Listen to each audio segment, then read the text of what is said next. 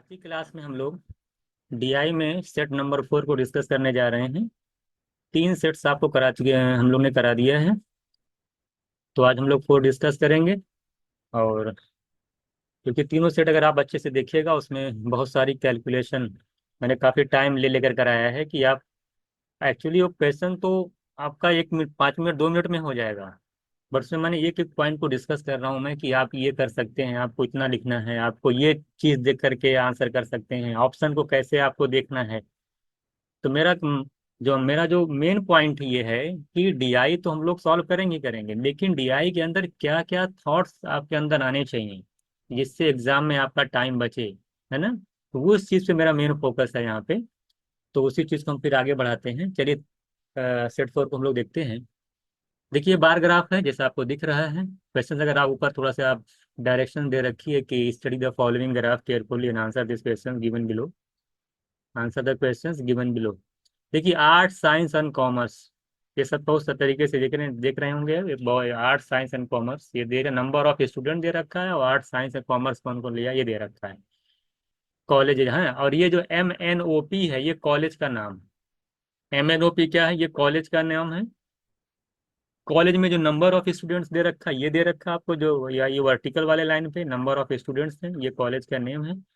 और कौन कौन सी कौन स्ट्रीम ले रखा है, आर्ट्स में कितने हैं, साइंस में कितने हैं, कॉमर्स में कितने हैं, ये आपको दे रखा है नंबर ऑफ स्टूडेंट कि किस किस स्ट्रीम में कितना कितना है। तो जो पहला क्वेश्चन आपसे पूछ रहा है, आई थिंक आपको सारी चीजें समझ में आ गई होंगी कि ग्राफ में क्या दे रखा है। तो फर्स्ट क्वेश्चन जो पूछ रहा है आपसे कि what is the difference between the total number of students studying in college M and those in study in college P.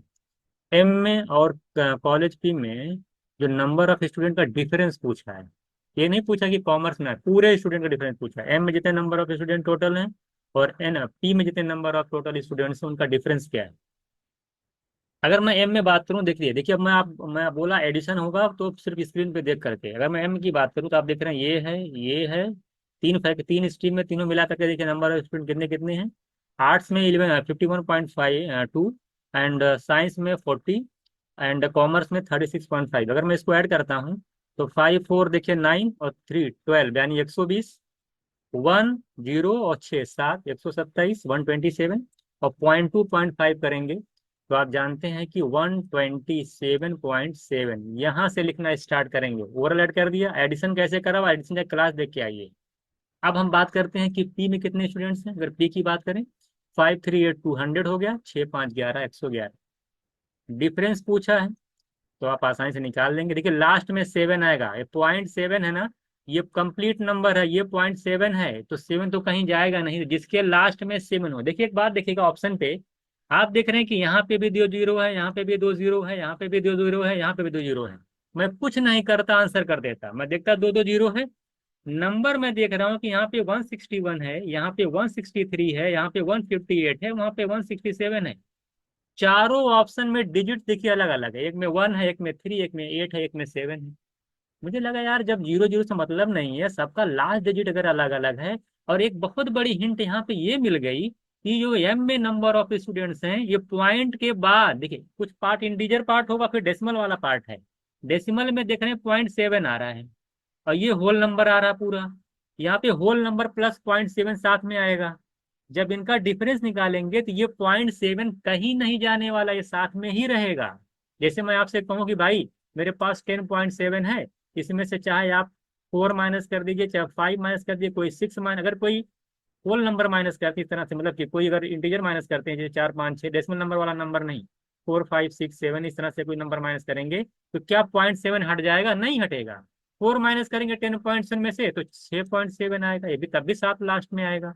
अगर 5 माइनस करेंगे 10.7 में से तो 5.7 आएगा, 7 माइनस करेंगे तो 3.7 आएगा। तो वही बात मैं कह रहा था, मैं स्क्रीन पे देख करके आंसर कर देता। जब 0.2 0.5 करता 0.7, यहाँ पे देखिए 127 तो आएगा, जो भी होल नंबर आएगा यहाँ पे पॉइंट आएगा। यहाँ पे देख रहा हूँ कि डेसिमल है ही नहीं, होल नंबर है, तो जब माइनस करूंगा तो ये 0.7 हटेगा ही नहीं। तो आप सिर्फ 7 को देख करके आंसर कर सकते थे, जिसके लास्ट में 7 हो, तो यहाँ पे 7 दिख रहा था, मेरा आंसर हो जाता। ये पेन फ्री हो जाता, लास्ट डिजिट को देख करके आप आंसर कर सकते थे। और मैंने कैलकुलेशन बताया है कि जब नंबर अलग अलग हो तो जीरो से मतलब नहीं होता है, सिर्फ नंबर पे फोकस किया जाता है। और इस यहाँ पे हमने नंबर का जो लास्ट डिजिट है 7 को देख करके स्क्रीन पे दिख गया कि पॉइंट समथिंग आ रहा हो हमेशा साथ में रहेगा, उसी को देख करके आंसर कर देता। मैं 7 को देख करके आंसर हो जाता लास्ट ऑप्शन। वैसे आप मगर माइनस करेंगे 7 में, 0 में से 7 हो गया, देखिए 6 आ गया और 1 हो गया, और देखिए निकाल लेंगे तो आपका आ जाएगा। यहाँ पे निकाल लीजिएगा, ठीक है। 16 पॉइंट कितना आ रहा है, 16.7 आएगा, तो 160। देखिए डेसिमल से मतलब नहीं है, नंबर देखो 167, तो 167 देखिए यहाँ आ जाएगा। ये 16.7 आया है ना, तो यहाँ पे पढ़ेंगे नंबर ऑफ इन थाउजेंड कहा है, तो 100 से 1000 से मल्टीप्लाई हो जाएगा, तो यही आंसर आपका आ जाएगा। तो ये सब हमको नहीं दिमाग में रखना था, हमको ऑप्शन देखना था कि भाई जीरो है, उसके अलावा नंबर अलग अलग है, और लास्ट डिजिट सबका अलग अलग है, पॉइंट लगा है वो कहीं नहीं हटेगा, 7 लास्ट में आएगा, मेरा आंसर हो गया। अगर मैं सॉल्व भी करता तो मैं ऐड करके 127.7 लिखता, यहाँ पे लिखता मैं 111, माइनस करता 16.7 आता, मैं नंबर पे फोकस करता, 167 है ना, हाँ 167 देख के आंसर कर देता, मुझे जीरो से मतलब नहीं था। आप मैंने पढ़ाया है कि जब जीरो दिया हो नंबर अलग हो, सिर्फ नंबर फोकस किया करिए, है ना। तो ये सारी कैलकुलेशन में मेन इंपॉर्टेंट है, तो यहाँ पे सारा खेल कैलकुलेशन का था, 7 को देख करके आसानी से आंसर किया जा सकता था। चलिए इसी डीआई के अंदर हम लोग सेकंड क्वेश्चन देखते हैं, क्या कह रहा है कि what is the total number of students studying in all college together, सभी मिला करके। आपके दिमाग में फिर एक बात आनी चाहिए यार, जब सबको मिला करके ऐड करना है, और यहाँ पे आप देख रहे हो यार 0.2 0.5, ये तो यहाँ पे तो पॉइंट में कुछ आएगा, अभी तो आपने ऐड किया था 127.7, ये पूरा है, इसमें डेसिमल नहीं आएगा, इसमें डेसिमल नहीं आएगा, इसमें डेसिमल नहीं आएगा, तो ये वाला नंबर कहीं नहीं जाने वाला, यानी 7 लास्ट में तो आएगा ही आएगा। भाई हमको जीरो से मतलब नहीं है, हमको नंबर पे फोकस करना है। यहाँ 5207, 5207, यहाँ 5108, यहाँ 5209, यहाँ सबका लास्ट डिजिट 9 2 7 8 अलग अलग है, और 7 कहीं नहीं जाने वाला, यानी बी ऑप्शन आंसर हो जाएगा।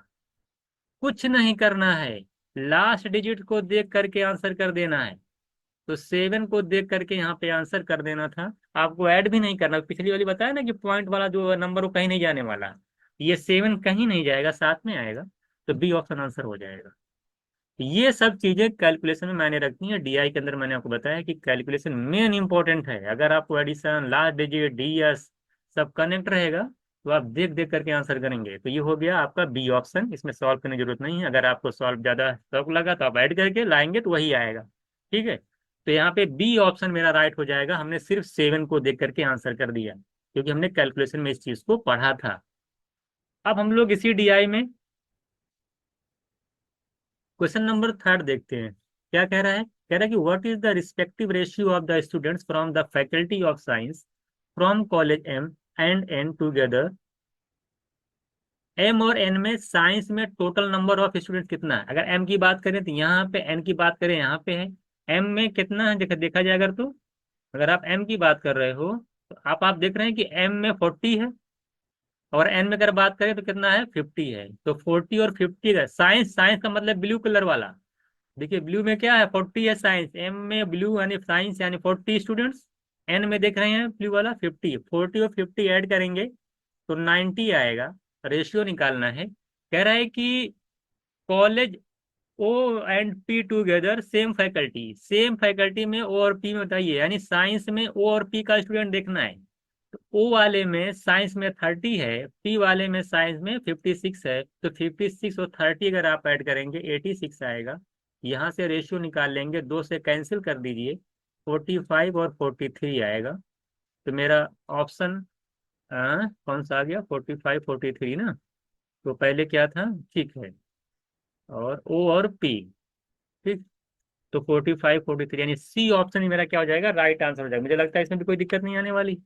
ये आपका आसान क्वेश्चन था, देख करके आप आसानी से आंसर कर सकते थे, इसमें 45 और 43 आएगा।